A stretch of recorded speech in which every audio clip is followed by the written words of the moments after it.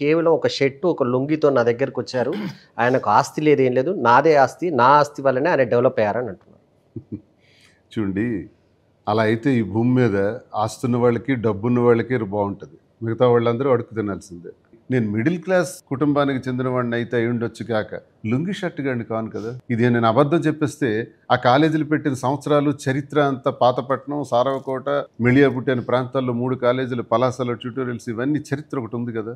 90లో పెట్టిన చరిత్ర ఉంది కదా, 89 నుంచే. మరి ఇవన్నీ చేసి నేను లుంగి షర్ట్ గాడిని ఎలాగవుతాను?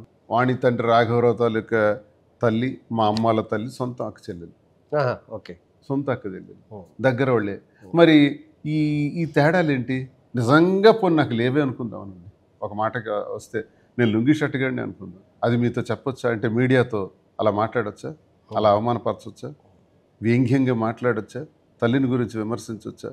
నీకేముంది అని మీడియా ముందే అన్నారంటే జీవితంలో ఇంట్లో 4 వాల్స్ మధ్య ఎన్ని వేలు లక్షల సార్లు ఆ ఉచ్చారణ జరిగి ఉంటుంది. నేను ఎంత భరించుంటాను, ఎంత మానసిక వ్యాధికి గురై ఉంటాను, ఎన్ని ఇబ్బందులు ఇంట్లో ఎదుర్కొని ఉంటాను. ఎన్ని ఇబ్బందులు ఎదుర్కోకపోతే ఈరోజు ఈ నిర్ణయం తీసుకోవాల్సిన అవసరం నాకు వస్తుందో చెప్పండి.